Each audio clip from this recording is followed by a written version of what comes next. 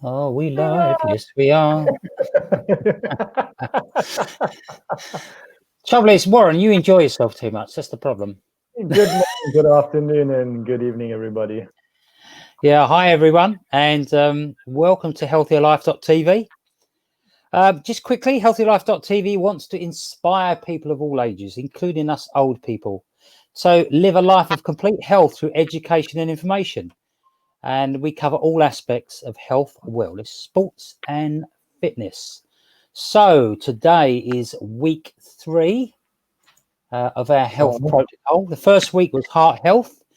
The second week was gut health. And linking to that is this week is brain health. So how do you keep your brain healthy? So Warren, I'm going to give you the opening bit here. That's a very good question. How do you keep your brain healthy? Absolutely. Yeah. Stop all the chitter chatter going on inside the brain. Well, yeah, I mean that's a big challenge for everyone, isn't it? We all have lots of monkey chatter going on. Yeah. So yeah. So what does brain health mean? You know, for most of us, it's just being able to remember where you put something. Isn't it? I mean, look, yeah. because, we all put things somewhere and then forget, or you forget why you went into a room. You ever done that? Oh, yes. Yeah. Oh, yes. That just means your mind's thinking about a lot of things at once. That's all it is. Or whatever the reason was that you went into the room for in the first place was not that important to you. Yeah, it could have been. Yeah, it could be. Yeah. Could be. Because this is the other thing. This is one of the things that to go back to your question, how do you keep your brain healthy? Is Sudoku. That's one of the things. That's why you got into the room, right? Yeah. As long as you don't sit on the toilet for too long doing that. I'm a bit concerned because I've been struggling recently. Well, I used to say to my mother, God bless her, she was, you need glasses to find your glasses, because she always used to forget where she put her glasses. Didn't you put these on, on the string around, Oh, yeah, she had those, and I used to, and then I think she forgot where she got the string. It kind of got in the way a few times, and she got rid of it, Okay. So what does brain health mean? So it'll probably be different to everyone, but there will be some themes running through what you think about and the reasons why you need to be alert. Okay. The touchstone of brain health is a person's ability to function well in daily life and work. It's as simple as that. So this includes making wise decisions. Now, Warren, do you make wise decisions? Not always. No, not always. We do sometimes, don't we? Yeah, we do. We do sometimes. Invariably, and I like to think it's because, like you said at the beginning of the podcast, I enjoy myself too much sometimes, and I think it's when you're more relaxed as an individual, whether it's you, me, or whoever, when you're more relaxed, you tend to make better decisions. Absolutely, as opposed to when you're stressed. Mm-hmm. Yeah. So, and this goes back to the gut health conversation that you had, or the chat that you had, that I was not here for, but it's the same. It ties in with that. If the gut is not healthy, then the communication between the gut and the brain is not going to be healthy. Therefore, the brain, or the head, the mind, the monkey brain, is not going to be making the right decisions. Yep, absolutely. And that's why we've done the triangle. Yes. Okay. And the next week's is about inflammation, and that really will top it all off, I think. Yeah. It will do. Well, it should do. That's the intention, right? Yeah, absolutely. Yeah. It'll bring it all back together. It'll bring it all together. Oh, absolutely. And having a healthy brain also means you can solve problems much quicker and more efficiently, or more effectively. Yeah. So it's a big part of it. And obviously, if you've got a foggy brain, your interactions with other people are not as good as they could be. Mm-hmm. So, and the last bit is, we all enjoy a certain level of emotional balance. okay, and how you're feeling, how sensitive you are to things, and all that comes under the same umbrella. So True. Yeah. So And very important. there's one important thing I want to add to what you just said now is how are you feeling, and the other one is the brain fog. What does brain fog actually look like? I know that might sound like a conundrum because it's foggy, so you don't really see much. But what does brain fog really look like? I mean, to you and I, brain fog may be something different, in terms of its meaning and what it means to us. But I think to the average person, they don't even realize that they are experiencing brain fog because they're so involved and deep in that experience that they don't realize it. They just think it's normal, but it's like when you have somebody that's close to you in your life and they change physically. For example, they may lose fat. Let's say they lose fat and weight. Yeah. Okay. Over a period of time, you don't necessarily notice it, especially when you see them every day. But if you don't see somebody for 6 months and they've lost a lot of fat, you're going to notice the difference, right? And it's the same with the conditions that we experience, that we go through. We don't, because we live with ourselves, we can't get rid of ourselves. We don't realize that we're experiencing issues like brain fog. We just think it's how we are, who we are, and it's become the norm for us, rather than like you wake up one morning and go, hey, hang on a second, what's going on? I can't think clearly anymore. You have days like that, don't you? When you maybe a little bit disorganized that day. Maybe you've not had a brilliant night's sleep. Hello, Warren gone. Warren's gone. He's left me. Right. Anyway, so let's talk about brain health here. And what we're talking about is being able to remember things, being able to comprehend. Let me get him back in. There was Warren. There was nowhere to go, mate. There was, I wasn't that harsh on you. Did you press the wrong button or something? That wasn't brain fog. That was a brain fart. Anyway, what I was saying was, there are demands put on us. Now, who puts these demands on us? I don't know, but the demands is that we remember things. Okay, we remember for us men, we remember what drawer we put that thing in that we were thinking about before we moved on to the next one. Yeah. Now, how women ever would be able to find that, I don't know. Because I had this conversation with a couple of females yesterday, and they said, "Yeah, we're all over the place. Yeah, it's all like that, So, but the capacity to remember things is very, very important. To comprehend what's happening around you and in front of you, and also learning different processes. So all of that comes by having a clear brain. True. So, and if you just look at a woman's handbag compared to a men's handbag, and that'll give in very clear indicators to how we think differently. Yeah, we have a slim RFID wallet with just a credit card in it and maybe driving license. That's it. That's all we need. But it's not just that. Even if you look at a man bag, yeah, which I have two, because I don't like to carry things in my pocket. So if I'm going out for the day and I know I need to carry a few things around with me, like my wallet and this and that, I don't like to keep it in my pockets. So I have a slim handbag, like a man bag, but it's compartmentalized. It has different compartments for different things. Yeah. Woman's handbag has one compartment for the kitchen sink. Last year's lipstick, Yeah, exactly. So, okay, so what are these things we've got to process? We've got to process information. Okay. Yeah. We also got to process events, things are happening, and we also got to deal with people. So it's now the brain wants to think strategically. It wants to think in, and it thinks about more than one thing at a time, as we know. Yeah. Okay, because we get trained by women, so we know the fact that there's lots. We're not having a go at women. We love them, so just having a bit of fun. Yeah, we do love you, ladies. So it also covers your innovation and your creativity.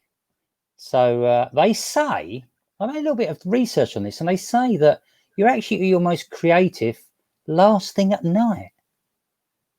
What do you reckon on that one? For me, that's totally wrong. But You know, Yeah, I don't know. Yeah. I'm first thing in the morning, me. Yeah. Or when I get in the shower and you want to write something down and you've got nothing to write it down on. And by the time you come out of the shower, you've forgotten it. You've forgotten it. Yeah. So, yeah. All Because the best people. all the best people, what? Yeah, all the best people do good work in the shower. True. That's all. That's all I'll say. I'm not going to go into any details there. And for me as well, like when I'm on the WC, I have those ideas, those sparks of inspiration. Also, when I'm driving, I have those sparks of inspiration. And when I'm training, I have amazing ideas. When I'm training, I have really clear, lucid ideas when I'm training, because I'm focusing on one thing, and then that allows the mind to open up and allows the creative side of me to come through. That the super conscious part of me. It's almost like, because it's like a meditation. It's like driving. When you're driving for a long distance or something like that, it becomes a sort of meditation. No, you don't. No, that's right. Sometimes you get from A to B and you think, how did I get here? Yeah, I've done that loads of times. I think you are paying attention. It's just that you have done it so many thousands of times that you know what you're doing, and you say, here are creative mind, just take over. I'm good with it. Just tell me when I've got there. So, but is the brain a static organ? Does it sit there and do nothing, or does it grow? Far from it. It changes all the time. All the time, and it changes in line with how we use it, how we think, how we interact with people, how we learn, and obviously how we feel and imagine. But the thing is, everybody uses it in different ways. Some people don't use it very much. True, unfortunately. And I think for their health, I don't think it's a good thing.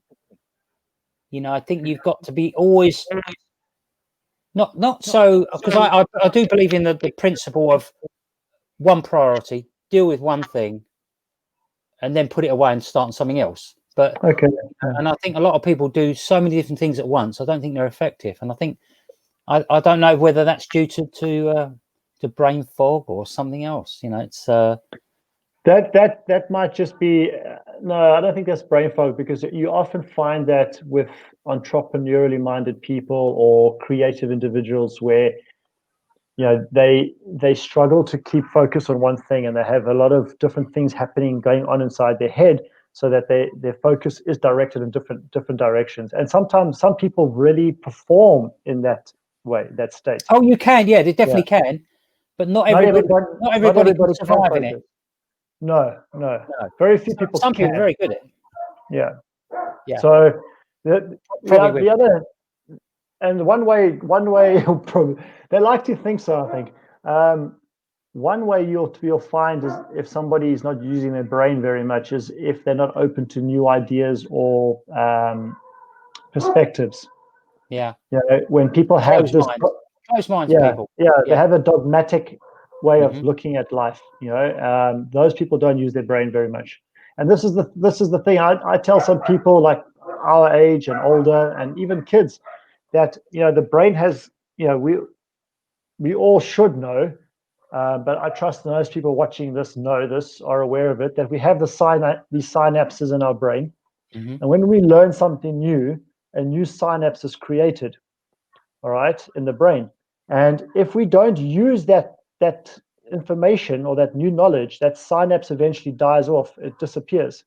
But if we keep using that information, that synapse will grow to the point where it connects with another synapse, and now we've created a new bridge in our brain, and that then stays stays permanently.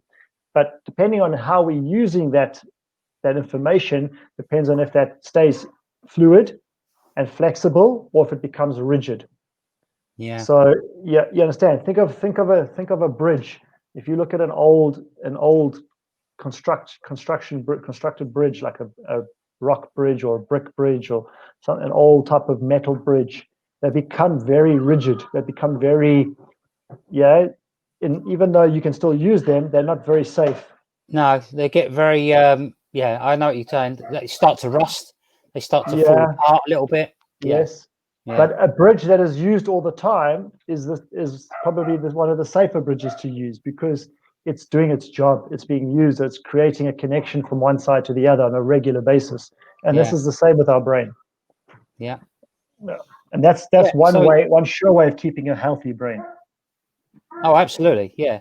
I mean, our habits, such as social interactions, Mm-hmm. our well-being, our daily life, it's all really controlled from our brain. And if we don't pay attention to things, then obviously the performance will drop. One of the ways you see is, do you ever try and remember someone's name and can't think of it? Oh yeah. Yeah. That's that is actually, it is something to do with your brain, but it's also a lack of training, because you True. can train yourself to remember someone's name Mhm. by associating something with them. It's Jean the florist, Yeah.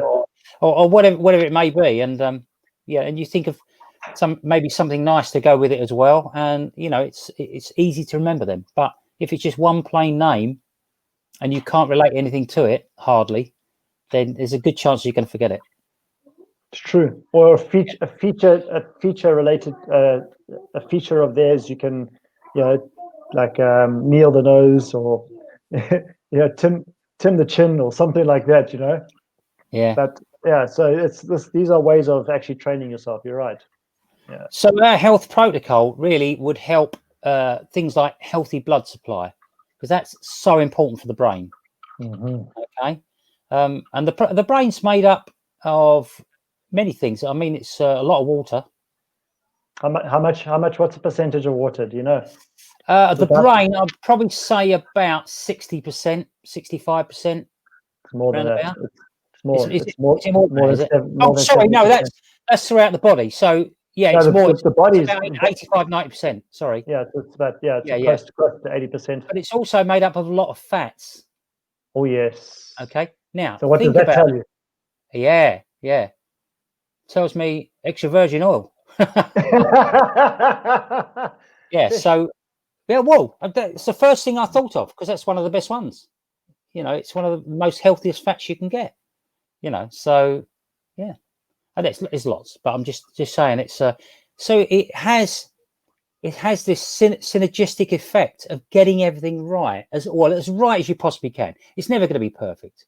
No one's ever. It's just perfection, probably, unless you're some mad scientist who really spent every minute of every day thinking about it. It's not possible. But the idea is to do as much as you can, with what you got, and learning a little bit, keep improving things a little bit, and working towards it. I think that's the best way. So. Oh, you're right. But what we're looking for is better brain performance. It's as simple as that. So And now, stay young in the way you think about things, if that yeah, makes sense. absolutely. Yeah, Just stay young in the way you look at life and think about things. You look at most people that live into their 90s and beyond, 100 years plus. yeah. You don't look at a grumpy old lady or grumpy old man sitting in a chair and they're all bitter and Twisted. twisted. No, they have young minds. They're spriteful. They cheeky. Invariably, this is what you will see when a person gets to 90, 100 years. I always used to hear stories about the Queen Mother, how cheeky she was. She was very cheeky, apparently.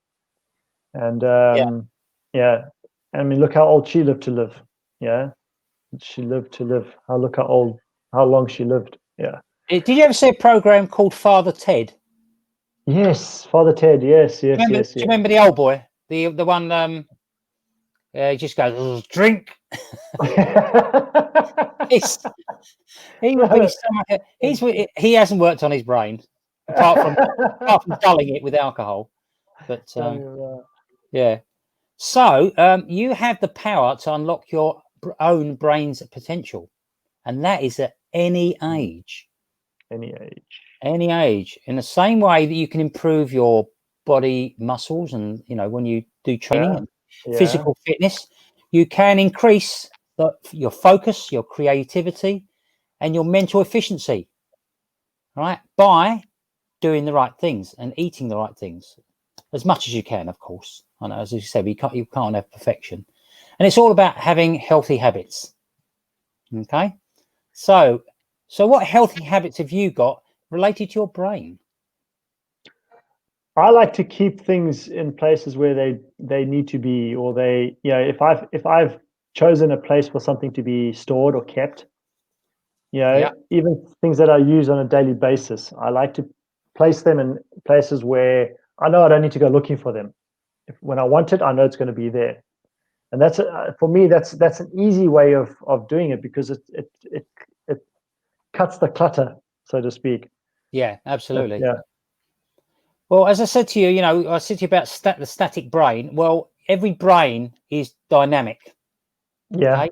Now, I look the way I would describe it would be, if you look at a really skillful footballer, let's say Lionel Messi or Cristiano Ronaldo, they're dynamic because yeah. what they do scores goals and makes goals. They're adaptable. They're Oh, yeah, flexible, so they're looking every direction, up, down, across, and everything.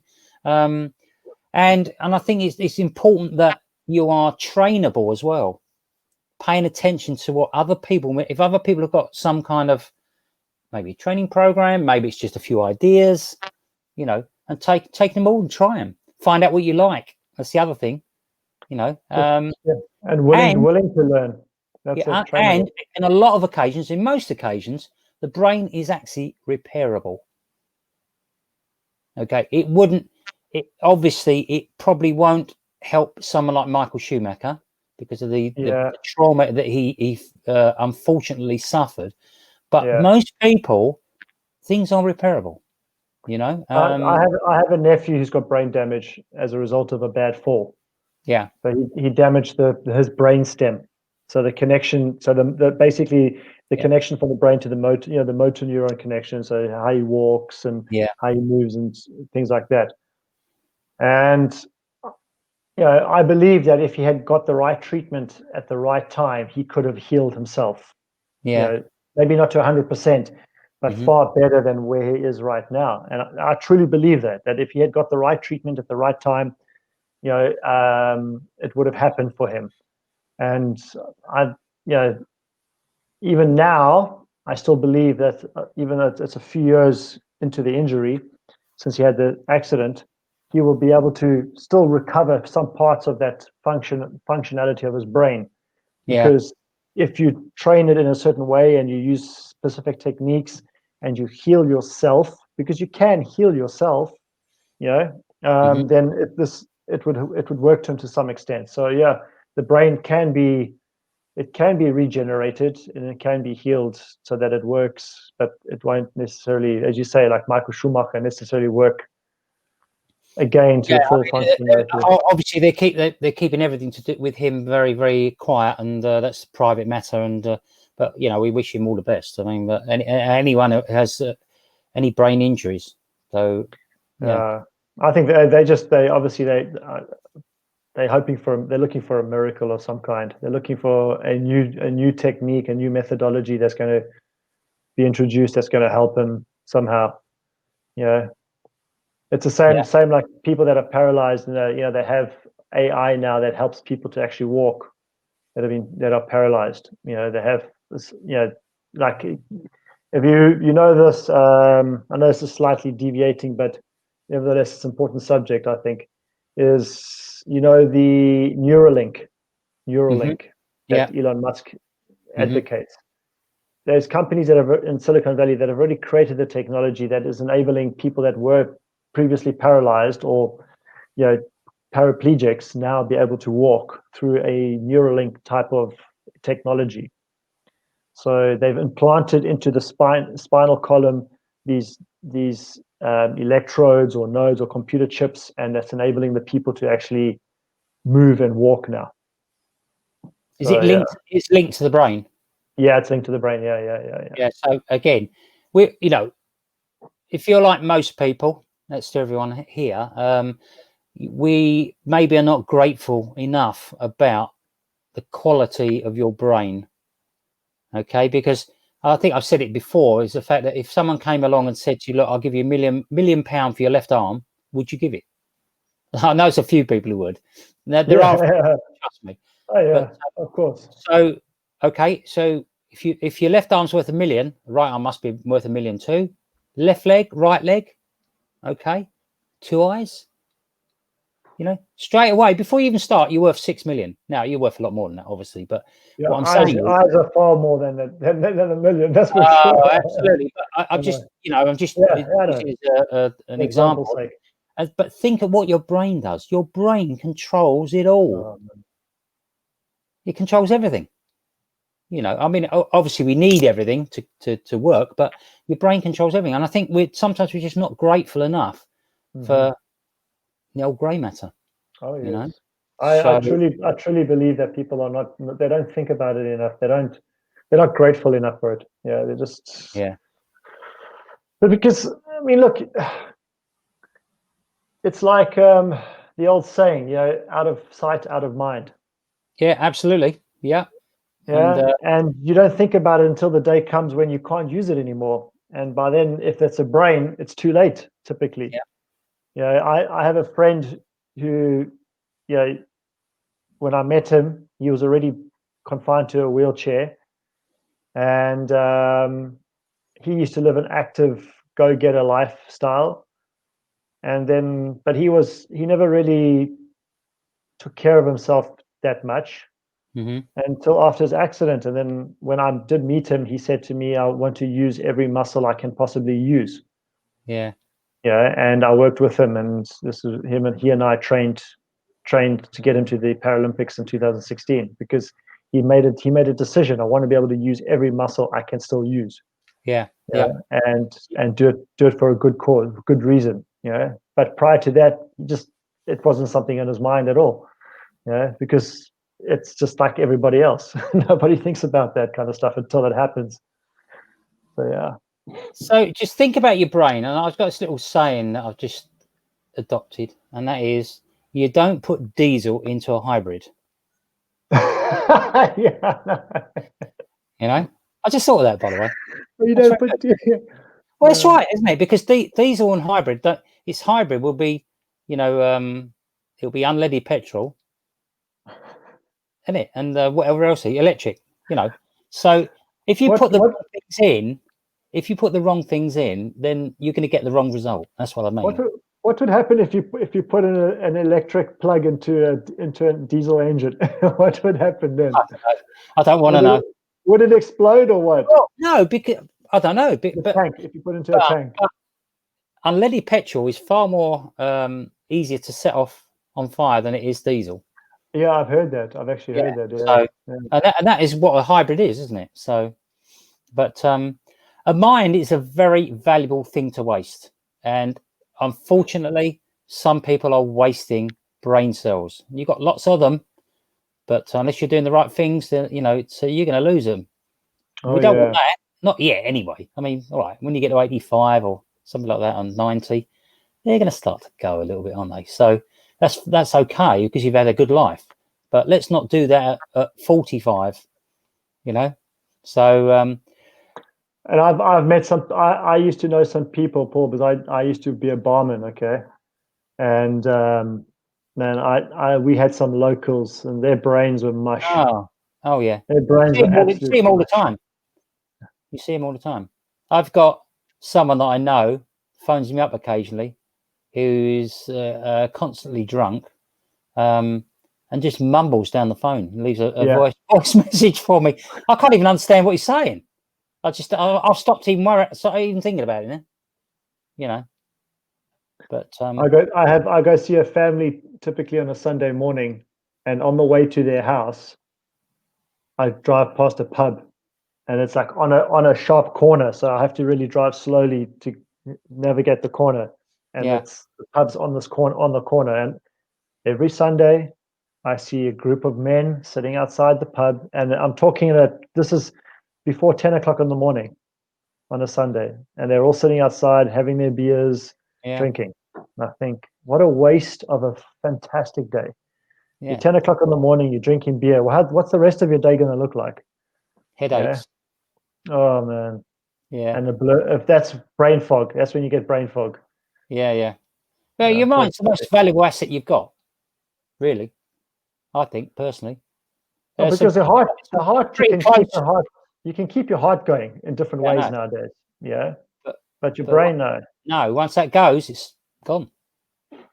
And this is also one of the reasons why they want to do this Neuralink thing as well, because they understand that, and they want to be able to help people to keep their brain connected all the time. Yeah. Well, I'm all for progress. You just need to take care of your brain, and so what we're going to do is move on, and we must quickly mention the brain gut axis, because we didn't do that last week.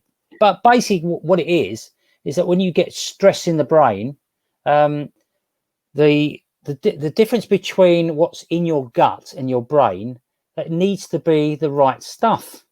I don't want to really do any technical stuff here, but things like inflammatory, neuromodulators, things like that. So what you take into your body is so important, and that's what I'm going to move on to now. We are going to get someone on when I can get hold of them to talk about the brain gut axis, as someone who knows all about it. So, but what I want to do is talk about the foods. What are some of the things you can take? So, as I say, it's and the number one, and this is a link to next week as well, is fatty fish. When people talk about brain foods, fatty fish is probably top of the list, what they talk about. Okay. So what fishes do you eat, Warren? Do you eat fish? Well, yeah, I do, but because we live here in Hungary, we get mostly freshwater fish. Okay. So I might eat perch, catfish. I don't eat catfish too much. The perch, I eat sardines from time to time. And sardines are definitely ones that have got a rich source of omega-3 fat. Rich. Yeah. So unfortunately, most freshwater fish don't have really high quality omega-3s, or densely packed omega-3s, unfortunately. But for me, if I want to get that from a fish, then it's sardines or pilchards, mackerel. But I can't really get mackerel here unless you get the Russian packed tins of mackerel. Yeah. But people like salmon and trout as well, but they're not the highest form of omega-3. But no, definitely they not. But they are one of the most common fishes people eat in restaurants. Salmon, I advise people not to eat salmon more than once a week. Yeah. Because mostly because the quality of the salmon that you're eating is or the source is invariably going to be farmed salmon. Which means it's high in mercury. Okay. If it's a farmed predatory fish like a salmon, all right, then it's going to be high in mercury. Yeah. And plus the quality of the food that they're giving them in a farmed environment is not natural. It's not natural food source. It's like your farmed beef and chicken and that. They're not eating a natural source of food anymore. So the quality of your omegas and your fats in the fish is not high at all. Yeah. And plus they're not getting that polyphenol in there, which is the essential part for the fat. Yeah, I mean, they're not eating algae. So we know the polyphenol protects the omega-3 as it's going down. Yes, exactly. But so it's very, very important. Fatty fish, and you should have oily fish a couple of days a week if you can get it, or if you want it. What does that do? Well, it's about mental decline and Alzheimer's and things like that. If you don't have a way of getting good quality omega-3, then you probably will have some kind of mental decline in later years or earlier, and nobody wants things like Alzheimer's, and it's bigger now than it's ever been, and it's getting worse. So just think about it. That's due to lifestyle habits and dietary habits. Yeah, that's right. And nobody wants learning impairments, and we sometimes struggle to remember a name. Well, that's about as worse as we want it to get. Okay. Yeah, and think about it like this as well. Especially when you're my age and your age and beyond. Okay. Yeah. When you start to reach your 40s and that, think about your grandparents, or your parents even. If you ever experienced a situation where your parents or your grandparents became invalids, where they were dependent on you in order to survive. Okay, do you want to become that individual, where you become an invalid, where you become a burden to another person? I mean, I know I sure as hell don't want to, and I'm pretty sure you don't want to either. And I trust that most of the viewers watching this podcast don't want to be that person either. So this goes back to our lifestyle habits and our dietary habits. Yeah. Well, my mum, for the last 8 years of her life, she lived till 95, and she died in February this year. Wow. She had not Alzheimer's. What's the other one? Parkinson's. No. Dementia. Yeah, dementia, and it was something to do with the circulation. So it was that one, and it was you did get used to it, but it was so sad. I mean, I hated it. For her more than anything. Yeah. You don't worry about yourself so much, but you just think of the quality of life. Yeah. And that's what we're talking about here. We're talking about the quality of life that you want moving forward. I used to live in an old age home in Chesham. All right. Okay. You got me younger then.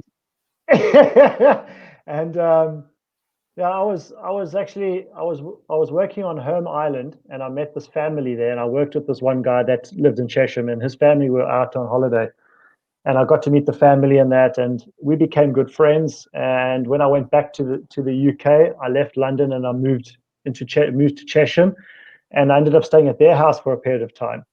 And they owned 2 old age homes, this family, and living in the one home, because we had a separate part to the old age home. It was their home, and plus it was an old manor house, big manor house. And man, there were some folks in there that were well on their way out with regards to dementia, Alzheimer's. Some of them were clearly living in their own fantasy world. My wife experienced that with her grandmother. I saw my father-in-law go through that in his last days. It's not a pretty sight, and I can understand what you're saying. It's not. It's more about them. It's what is their quality of life? What are they experiencing in their own minds? And when they roll around and they come back to reality, imagine then what that impact must be like for them. Yeah. Those moments, those brief moments of lucidness or reality, that how that must impact their emotions and stuff like that. And I don't want to become one of those people, those statistics. I just don't. And this is why I teach people what I teach. Yeah. This is why I educate people on what we are talking about right now. It's because I think about that. And even the fact that about people doing it right sometimes forget. And you could go 2 or 3 days without doing the right thing, and it's so easy to do. Oh yeah, then you just slip. Then you slip from one slide to the next. Yeah, absolutely. So moving on, the second thing I was to talk about is coffee. Funny enough, I'm not a big coffee drinker unless I go to the United States. But if coffee is the highlight of your morning, then you'll be glad to hear it's actually good for you. And we're talking about caffeine here, not caffeine free. Okay, so the two main components of coffee are caffeine and antioxidants, would you believe? And they both help the brain. Because we all want positive effects on our brain, and the first thing you get from coffee is increased alertness. Okay, caffeine keeps the brain alert by blocking some chemical or other. It's a chemical messenger. Can't think of what it was. That makes you sleepy. So that will stop that. Okay. Now, Again, you've got to be aware when you drink coffee, you wouldn't drink it later in the evening, I would say, because unless you've gone out for a meal, but because it would you want to be sleepy later, right? I had that has no impact on me, Paul. Well, coffee. Yeah, not in that regard. I can drink coffee late at night and I have no issues going to sleep. Okay. But I do drink it first thing in the morning. I have a glass of water. I have to cut out. When I drink more tea, but I have 2 or 3 cups during the day. Don't drink in the evening. Very rare I ever drink, but I do sometimes have a hot chocolate. So that's got caffeine in it, obviously. Well, it depends on what you're getting. I don't think it has. Not all hot chocolate. So no, but I find that's it. That's all right. That's okay. Okay. The other thing is not only just increase alertness; it's improved mood. All right, and you've got feel good factors in the coffee. Mm-hmm. You know, so and it works with the serotonin, so it's good. The other thing is you get sharper focus, sharper concentration as well. So coffees it can be good. Oh, were you indicating the caffeine blocks the melatonin? Yes. Okay. Yeah. So, sorry, no. Sorry, it doesn't. No, don't block it out. It boosts it. Sorry, it actually boosts. It boosts. Sorry, yeah, it works with it, and serotonin. It boosts serotonin because serotonin is what keeps you awake, but it blocks melatonin. Yeah. Sorry. Yeah, that's right. Yeah. So, drinking coffee over the long term can help with Alzheimer's and Parkinson's. Okay. And it reduces the risk. So that's and I said before, it's got a high concentration of antioxidants, so it's good all the way around. As long as you don't go like everything else, you don't overdo it. You know. The caveat with that is that you should complement that with water. Oh well, obviously because it is a diuretic. About you've got to drink plenty of water. You must drink it. And if you talk about fluids, don't add the coffee in as part of your I love that. I've drunk 2 liters a day. Of coffee. Yeah. So the coffee's an added thing as far as I can say. I know it's sometimes a mainstay for a lot of people, and I get it. I do get it. But don't forget the a couple of liters of H2O, things like that. Yeah. I'm not going to go through everything. I just one other. These 2 are very important, but the third thing is very important as well, and that's blueberries. Oh, blueberries. Okay. Now, I'm going to go into why they work, but they do improve the communication in the brain cells. All right. So that alone is a reason to eat blueberries. I have it with porridge in the morning. It's also anti-inflammatory, and again, it has antioxidant effects. So it's superb, But there's lots of stuff out there. If you want to spend the time and go through things and find out what's best for you, The other thing, added to this, and you've heard me mention this loads of times, and this is brilliant for your brain, and that is having a little snooze during the day. Yeah. And it is really good for the brain. I think it was about 1 o'clock. I had half an hour, and it made me feel. I was just you thought I was going to swear then, but it made me feel great. And it's not just good for the brain; it's good for the heart too. Yeah, absolutely. Yeah, you rest in everything and just giving yourself a little boost during the day. And I think it's now going to be. I meditate every day. And I think I'm going to also have a little snooze during every single day now, without fail. Make it part of my day. It's great. It makes me feel brilliant. So, but yeah, there's so many different things. I mean, you could go on. You could have all day.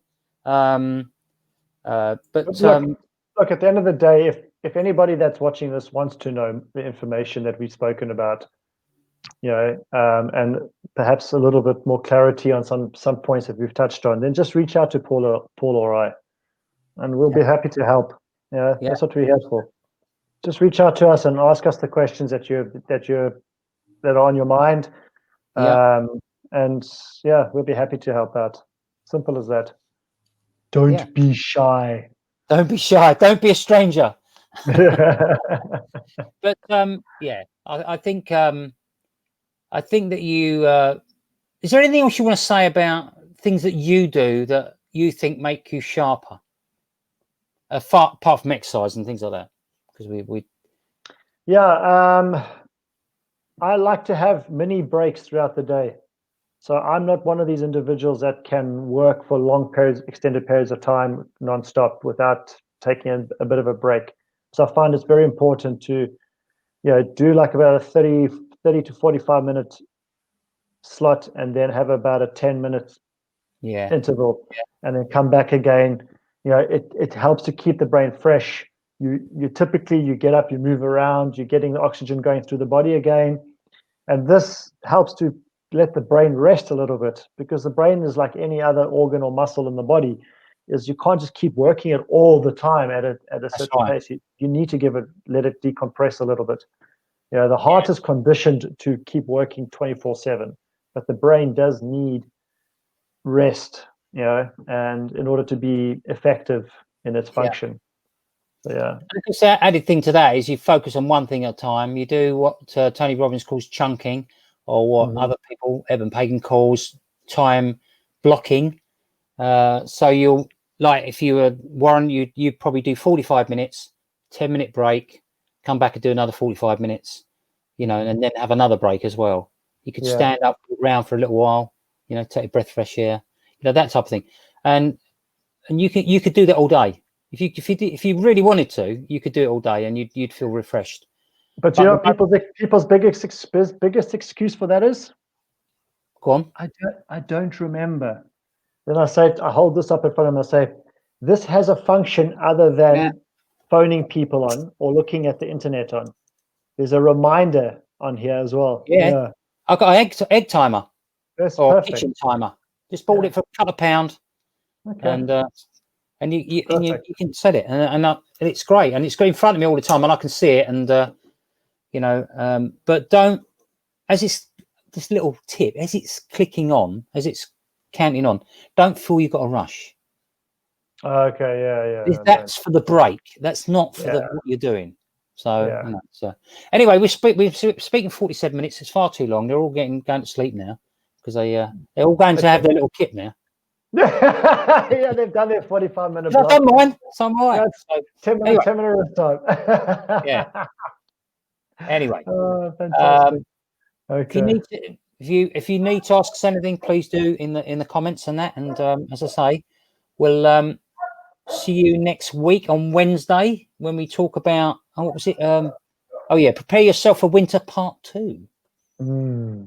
Yeah, so that'd be good. And then next week on the Friday, we'll be talking about inflammation. So, and we will be rounding this off, this fourth part installment. Yeah. So, and remember, sharing is caring. Oh, absolutely. But you don't have to share it with us. Share it with other people. People who think they find it useful. So, if you've got any questions about the brain or the previous ones about heart or gut, please let's have them, and we'll answer them. Okay. And can you go and do something with that dog? That's barking in the background. Anyway, yes, we're going. Thanks very much for being here, and or whether you're listening to it live or on a replay. And we'll speak to you soon. See you later. Fantastic. Have a fantastic weekend, everybody. See ya. Bye.